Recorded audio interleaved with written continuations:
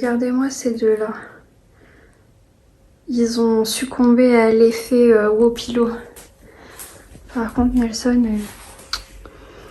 il faut nettoyer ça après, mon bébé. Non mais ils sont fond quoi.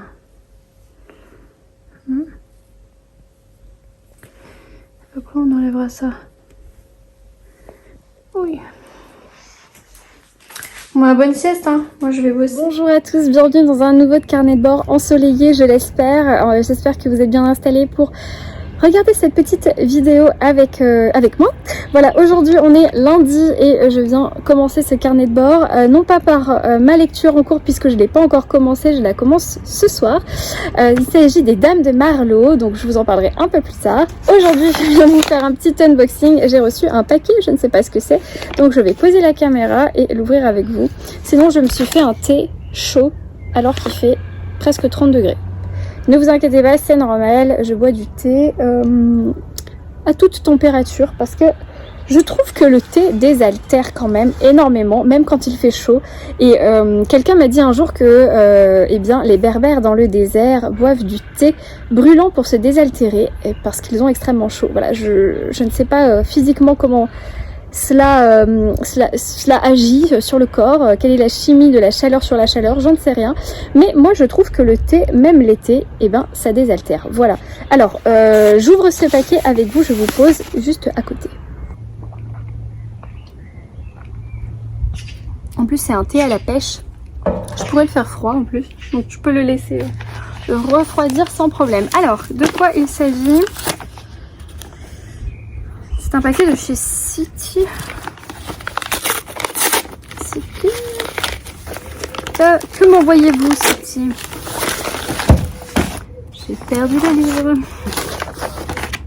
Donc, il s'agit de Marie-Antoinette, une vie secrète de Sophie Herford.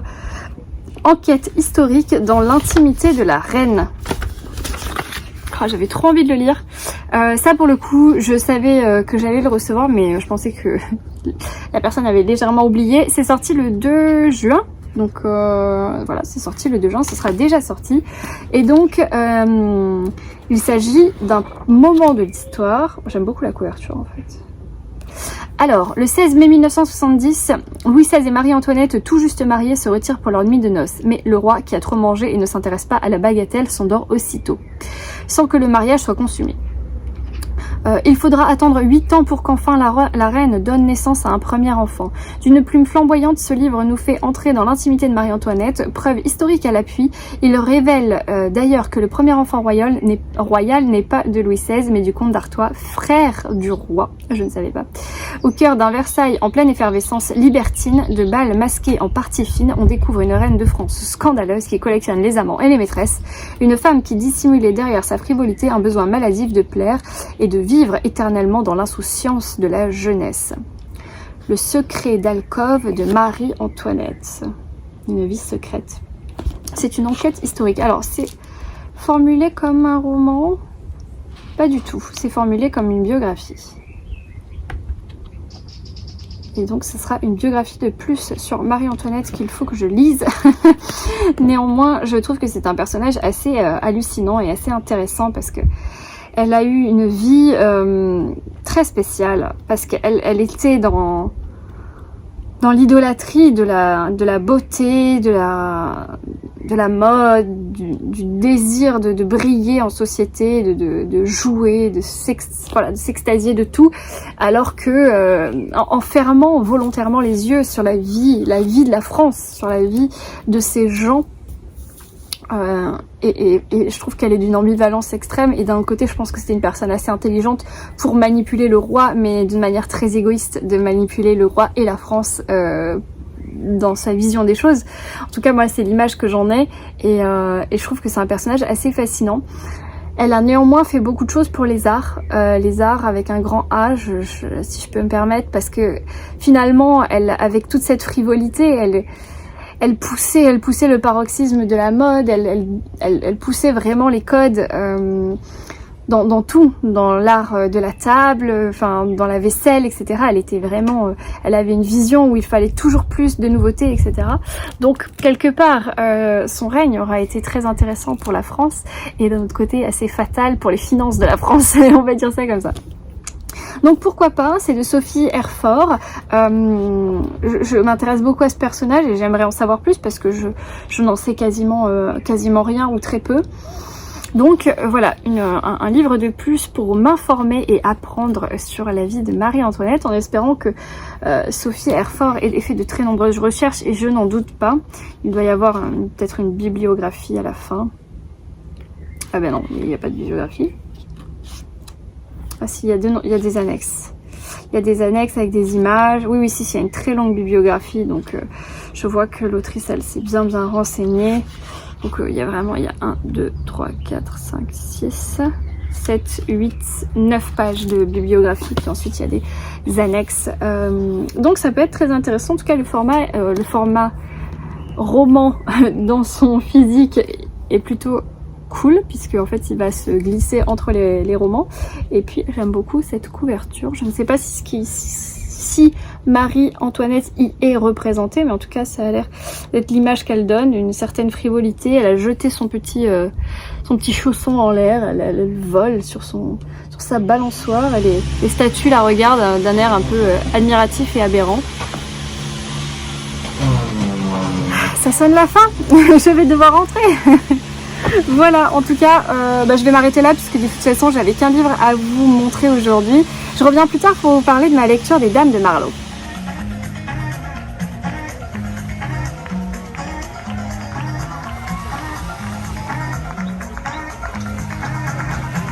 Non mais regardez-moi ce roi là. Est-ce qu'il kiffe sa vie?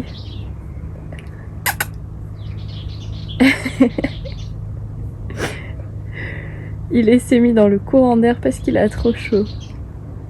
Ah non mais c'est pâte et tout. Oh là mais il prend la pause.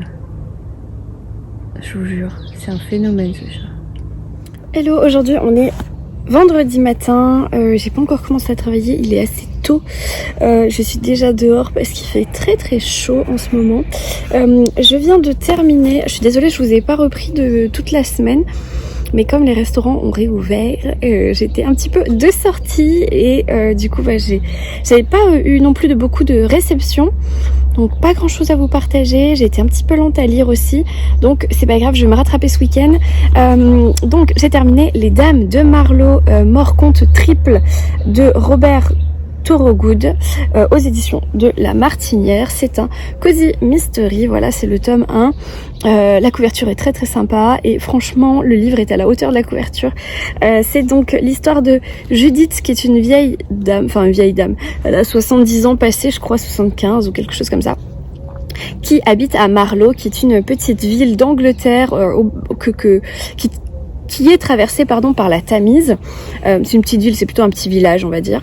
Les habitants, tout le monde se connaît, etc. On est vraiment dans l'ambiance et les codes du cozy murder avec la tasse de thé, le whisky, le bridge, l'ambiance où il pleut. On est vraiment dans l'Angleterre, le petit village avec les ragots, voilà, bon, vraiment dans l'ambiance du cozy murder.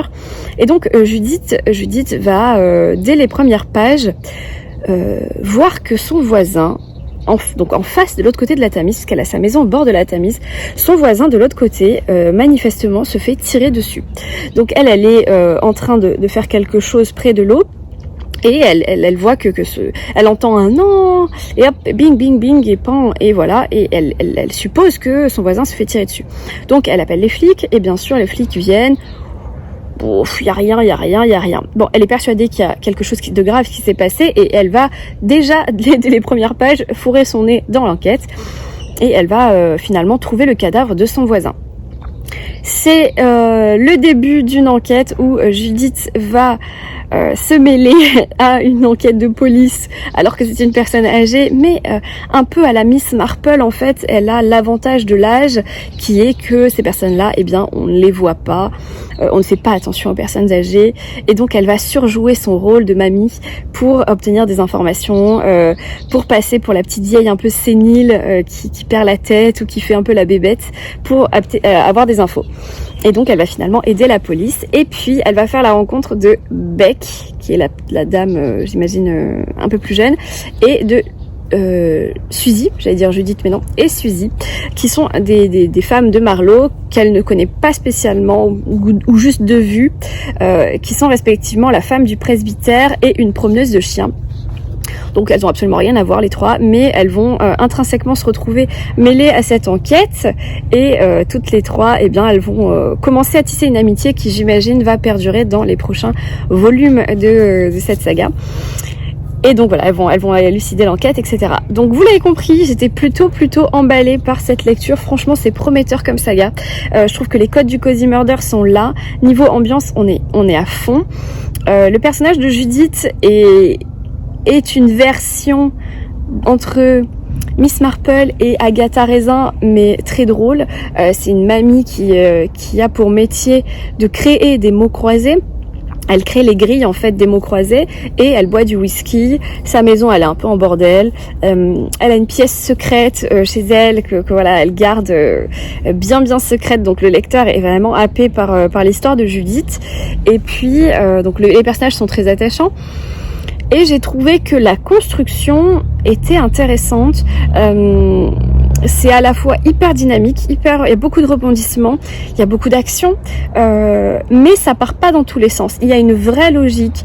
À plusieurs moments, l'auteur, il prend le temps de résumer, de prendre le temps de mettre en scène ses personnages en leur disant voilà, mais est-ce que lui ça serait pas le méchant, ou lui ou elle, mais eux ils n'ont pas de lien ensemble, donc ça ne peut pas être logique, donc ça ne peut pas être lui. Comme si en fait les personnages étaient mis en scène de façon à ce que le lecteur suive la logique de l'enquête, et ça j'ai trouvé que c'était déjà très bien pour que nous lecteurs on puisse vraiment suivre le truc, même si vous avez mis en pause votre lecture un jour ou deux, vous n'êtes pas perdu.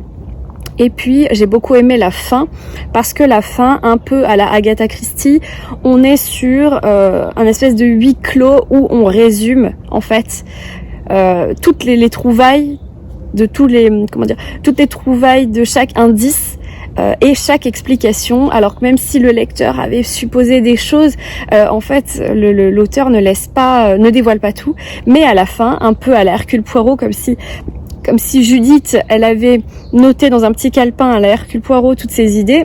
À la fin, elle déballe en fait en disant alors c'est vous, parce que quand j'étais en train d'espionner mon voisin, vous avez fait ceci, vous avez fait cela, parce que à la base dans les années machin, enfin voilà. Et en fait le lecteur va emboîter chaque pièce du puzzle et faire ses propres conclusions, alors que voilà, le personnage nous les expose de manière très claire. Donc j'ai trouvé vraiment que la construction était super bien. Donc voilà, vous l'avez compris, c'est un... Ouais, je pense qu'on est presque au 10 sur 10, parce que franchement, j'ai vraiment bien aimé. Et puis alors à l'intérieur, pour ceux qui sont amateurs, bon moi je suis un petit peu nulle à ça, et surtout j'ai pas beaucoup de temps pour le faire. Il y a les grilles de mots croisés, donc avec les solutions à la fin, je vais vous montrer. Vous avez 3 grilles de mots croisés. Là, c'est les solutions.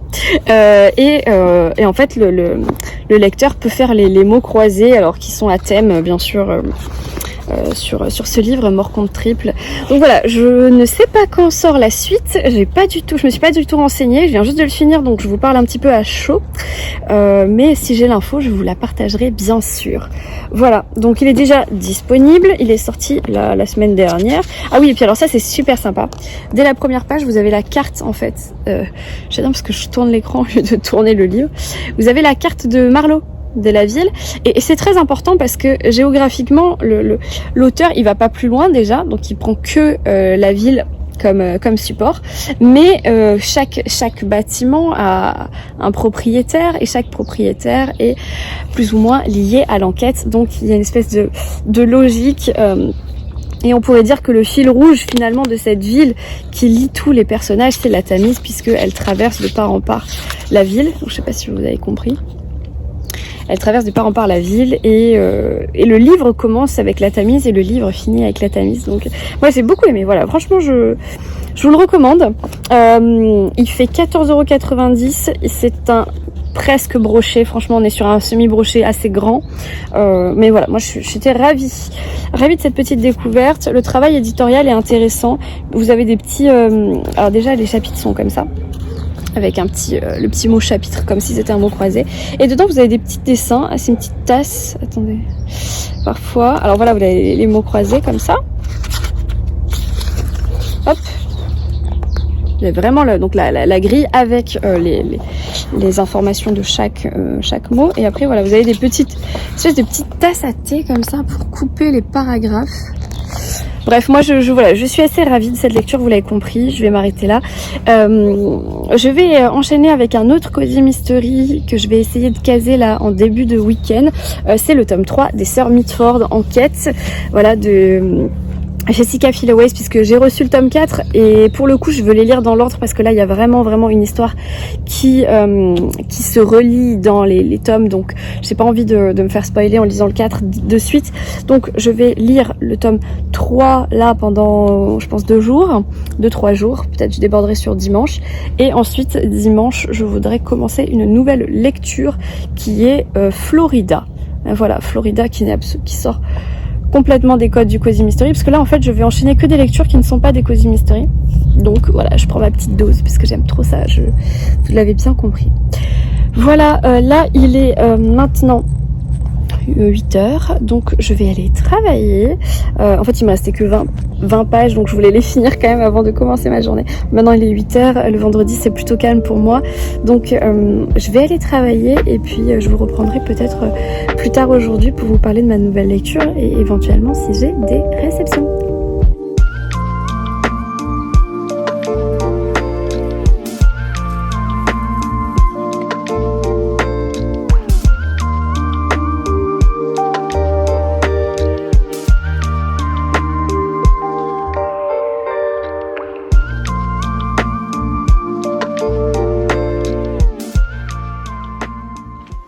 Hello, aujourd'hui on est samedi et je viens vous retrouver pour vous parler un petit peu de ma lecture.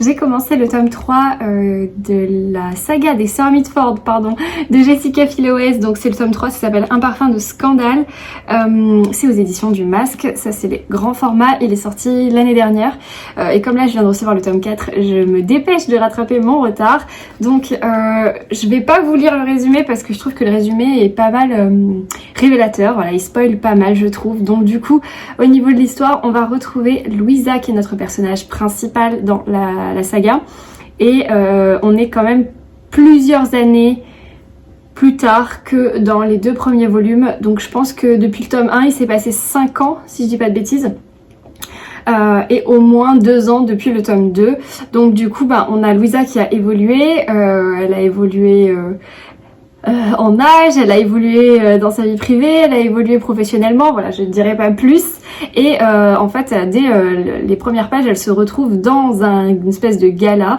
ça se passe dans les années 30 à Londres, et en fait dans ce gala elle va voir une scène un petit peu cocasse où malheureusement 2 jeunes femmes qui sont des servantes ou des dames du personnel vont passer à travers une vitre d'une verrière, en fait dans une coupole où il y a un bal qui se tient, et bien elles ont été très curieuses et elles sont passées à travers la vitre, l'une d'entre elles malheureusement décède.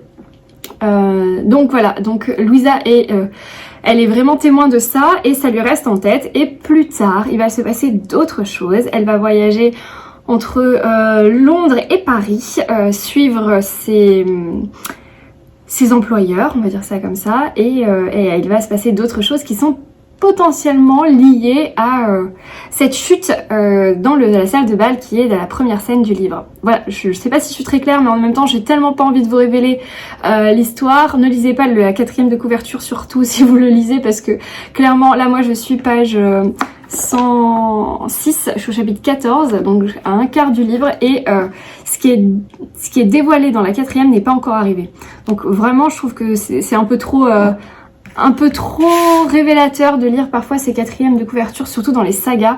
Donc bon, bref, en tout cas c'est un tome 3, donc si vous n'avez pas lu les précédents, le tome 1 c'est l'assassin du train, et le tome 2 c'est le gang de la Tamise. J'ai vraiment beaucoup aimé cette saga.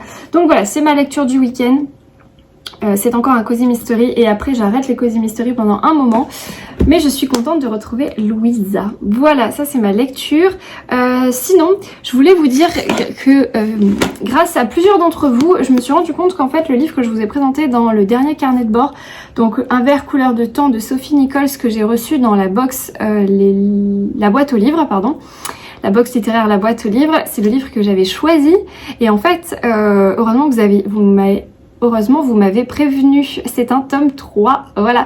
Donc j'ai commandé le tome 1 et 2 aussi aux éditions Prélude en occasion. Donc je devrais potentiellement les recevoir la semaine prochaine. Je vous les montrerai, il y en a un qui s'appelle quelque chose avec une robe, et le deuxième... je sais plus, je vous les montrerai, mais en tout cas faites attention, je pensais que c'était un one shot mais pas du tout, et je trouve que c'est pas super bien indiqué, enfin... En aucun cas, je me suis retrouvée en me disant tiens c'est un tome 3. Peut-être que c'est noté quelque part en fait. Ouais, c'est noté là, mais si vous voulez en fait il y a 2 autres livres de l'auteur, mais on sait pas vraiment si c'est une suite. Il y a les 2 autres titres, donc bah voilà, c'est ceux que j'ai commandés. Une robe couleur de vent et un rêve couleur de nuit. Alors peut-être que comme il y avait le mot couleur, j'aurais dû me douter que c'était la suite, mais bon, c'est pas très clair, hein, franchement, voilà. Bon, bref, donc du coup, ce sont ces 2-là que j'ai acheté, commandé, qui devraient pas tarder à arriver. Sinon, du coup, j'ai un petit unboxing à faire, donc je vais prendre mes ciseaux et je reviens. Donc du coup, j'ai mon cheveu mouillé, donc... Oui, monsieur Nelson, qu'est-ce qui vous arrive ?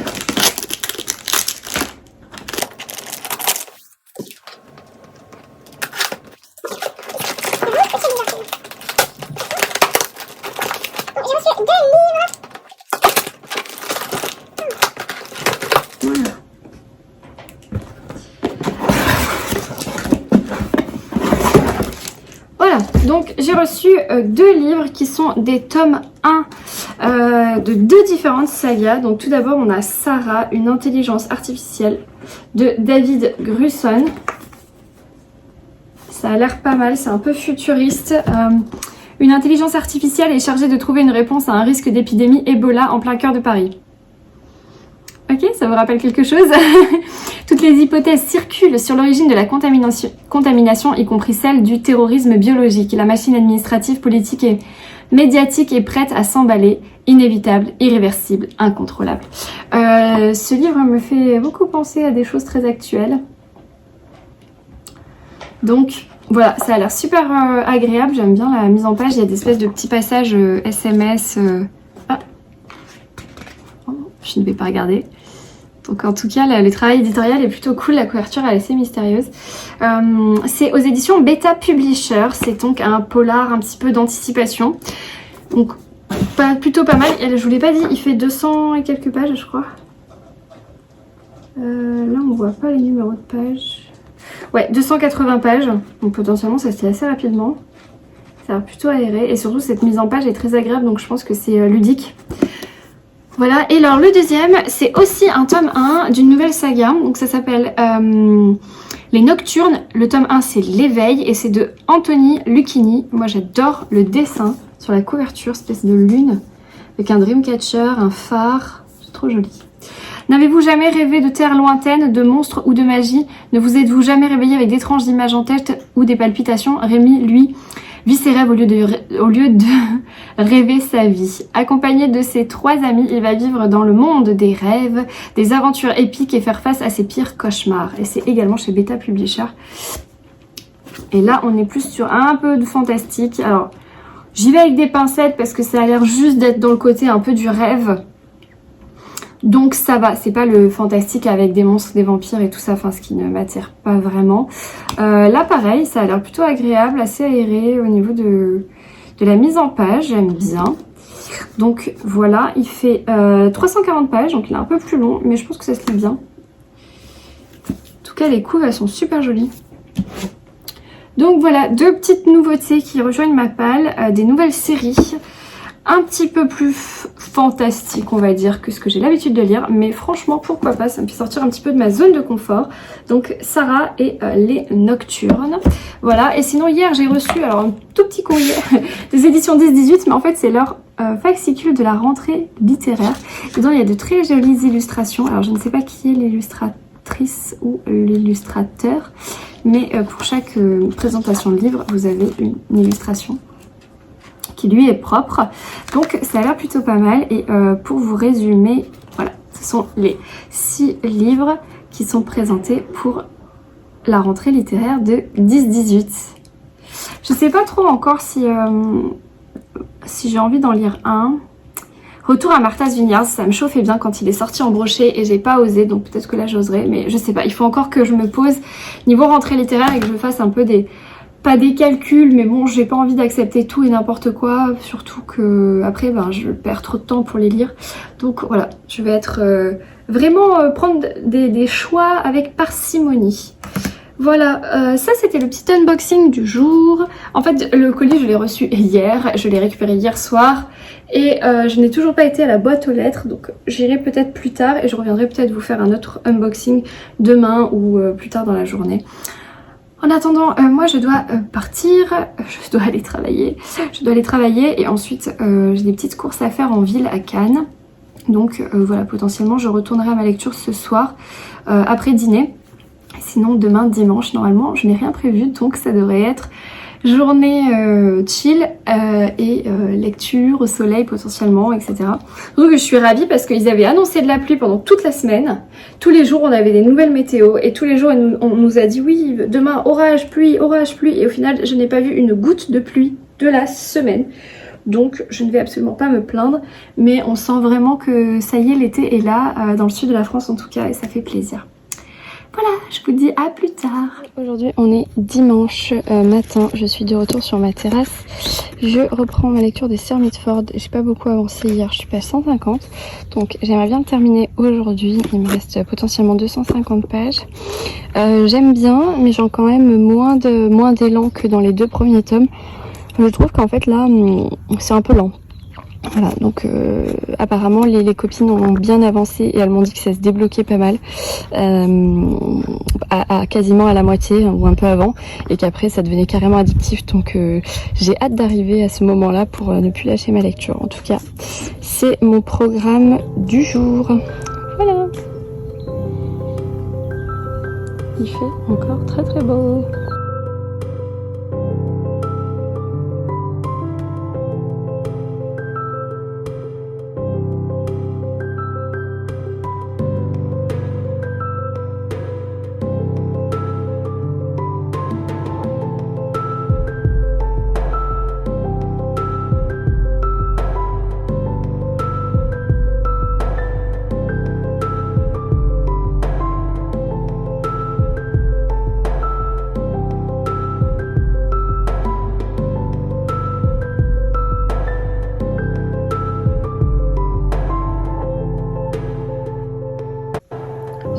Ceci représente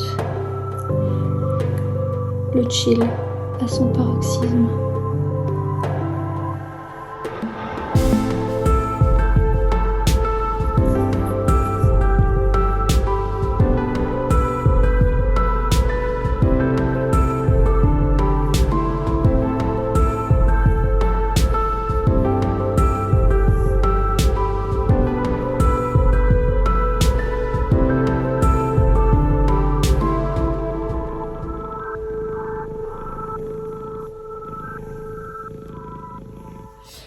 Hello, aujourd'hui on est lundi et je viens conclure ce carnet de bord. Donc pour conclure, je viens vous parler de ma lecture que j'ai terminée hier. Donc il s'agit de tome 3 des Sœurs Mitford Enquête de Jessica Filloway aux éditions du Masque. C'est un cozy mystery, c'est le 3e volet de la saga. On va suivre Louisa et Guy qui sont respectivement une bonne d'enfant et un policier cheminot, je sais pas trop, que ça se passe à Londres dans les années 30 et donc du coup par rapport au tome 1 ils ont évolué dans leur situation professionnelle etc, ça je vous l'avais déjà dit et du coup on les retrouve quelques années plus tard dans une nouvelle enquête. En fait chaque tome correspond à chacune des sœurs Mitford, donc c'est pas vraiment les sœurs Mitford qui enquêtent, même si c'est ce qu'indique le titre. Ceux qui enquêtent c'est Louisa et Guy. Et en fait dans le premier tome Louisa va être accompagnée de Nancy, dans le deuxième elle va être accompagnée de Pamela, je crois, c'est ça, hein, oui Pamela, et là on est avec Diana.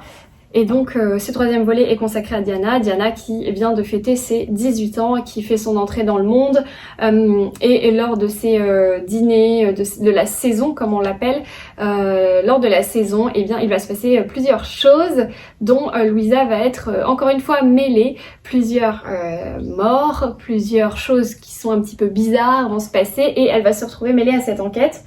Cette enquête se passe dans plusieurs villes. Il y a d'abord bien sûr Londres, il y a aussi Paris, il y a aussi Venise. J'ai trouvé que c'était un tome assez dynamique, il y a plein de choses qui se passent, il y a beaucoup d'allers-retours dans la géographie mais aussi dans le passé. Néanmoins je l'ai trouvé quand même en dessous du tome 1 et 2, un petit peu moins qualitatif. J'ai trouvé que l'autrice elle avait mis du temps à nous faire rentrer dans l'histoire. Je pense que les 100 premières pages, elle savait pas trop où elle allait encore. Même si on a un cadavre dès les premières pages, je trouve que l'enquête elle piétine et qu'on sait pas trop où on va. Puis finalement ça se décante et ça va beaucoup mieux. La fin se tient, le ou la meurtrière, le coupable j'ai envie de dire, ça se tient aussi, c'était plutôt bien ficelé, j'ai rien vu venir donc ça c'était plutôt chouette parce que le lecteur prend plusieurs pistes et plusieurs options mais finalement ça n'aboutit pas et donc ça je trouvais que c'était bien. Mais voilà, je l'ai trouvé moins addictif, peut-être moins dynamique aussi que les 2 premiers. Ça n'empêche que j'ai très envie de lire le 4 que je viens de recevoir, donc c'est pas du tout une saga que je vais arrêter, mais voilà, c'était un petit essoufflement je pense dans la saga et je retrouverai rapidement Louisa et Guy dans le tome 4 que je compte lire cet été, je ne sais pas quand, mais voilà, en tout cas j'étais contente de lire, c'était une lecture commune avec Steph, une souris et des livres. Donc ensuite, je n'ai pas commencé mais je le commence aujourd'hui lundi, Florida d'Olivier Bourdeau aux éditions, je ne me rappelle jamais, j'ai envie de dire l'Observatoire ou l'Oasis mais c'est pas ça, Finitude. Ce livre, j'avais été largement influencée par la grande librairie quand je l'ai acheté. En fait j'avais zappé sur la grande librairie un soir où le président devait parler il y a quelques mois je pense de ça et du coup j'avais craqué sur Florida et je l'avais pas encore lu du coup avec Florence du compte Flow & Books, on s'est décidé à le lire là. Il a pas l'air très long, il fait 250 pages, c'est écrit plutôt aéré. Donc je vous en reparlerai dans le prochain carnet de bord, mais voilà, c'est ma nouvelle lecture. Je vais conclure du coup le carnet de bord ici. J'ai un méga unboxing qui m'attend pour le nouveau carnet de bord bien sûr. Je viens de me faire un petit matcha parce que là c'est l'heure, c'est la fin de journée. Je trouve que les oiseaux sont super bruyants aujourd'hui, non? Je sais pas si vous les entendez, j'ai les vitres ouvertes. Du coup c'est la fin de journée, je prends ma petite pause en vous parlant bouquin. Voilà, j'ai hâte d'ouvrir tous ces paquets donc je vais conclure rapidement ici. J'espère que vous avez passé un bon moment en ma compagnie, que vous avez noté plein de lectures, potentiellement que vous avez déjà lu des livres dont je vous ai parlé. En tout cas on se retrouve dans le prochain carnet de bord. En attendant je vous souhaite un très bon week-end, une très belle semaine, de très belles lectures et je vous dis ciao.